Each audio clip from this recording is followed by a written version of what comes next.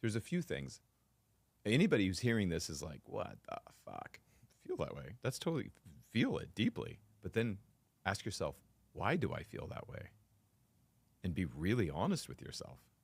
What makes me want to respond to that way?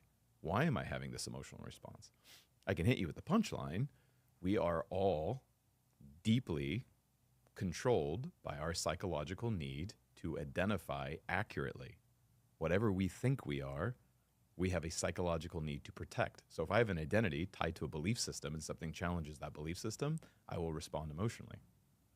And it's obvious if you've done sales or negotiation or tried disciplining a child and there seems to be a overreaction or a trigger to something, you're like, oh, your identity is tied to this. This is why you don't enjoy this conversation. Once you surrender those identities and you go back to I am, it's like, why do I care what somebody else thinks? Why do I care what I think? What in me needs to care? What is there to care about? Why can't I just be the observer? Why can't I just bear witness to what is? I heard the statement "I am" from people before, and they're like, well, it's a powerful statement. Didn't make sense to me for some time. What does that mean? When at the end of the day, you're willing to strip away every one of your identities, all you will be left with is I am. Everything after that is a temporary expression of infinite reality. That is God. Going back to your first question. Which is fun. So, where people get stuck is we create stories of our identity. And right now in our culture, we are obsessed with identity. Hilarity. I would like to suggest for anyone, try it on for size, that when you leave your meat suit, you are not a race, you are not a religion, you are not a sex, you are not a color, whatever the fuck else we want to identify with. None of that comes with you. Now, the experiences you gain from that do, but not your identity to any of those things.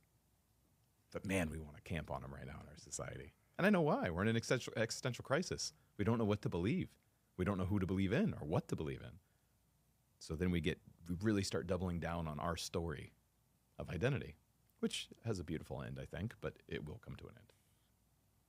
Dreams, as far as I can tell, and I've studied a decent amount of it, and Carl Jung, who was a protege of Freud, did a decent amount of dream interpretation, understanding dreams. As far as I could tell, from a neurological standpoint, dreams are one of the ways your brain purges or defrags, right? So if you think about a computer defragging, dreams are one of the ways that your mind defrags, which is why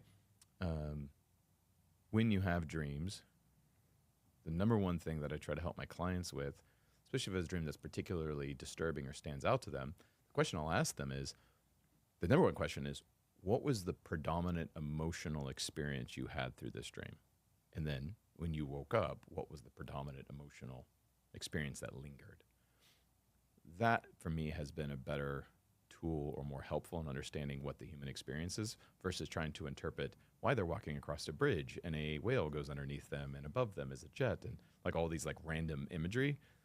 As far as I could tell from that, there's layers to dreams, but that is mostly designed to help you defrag, which is why REM sleep, for anybody who tracks QS data, right, is so important because that's the dream state.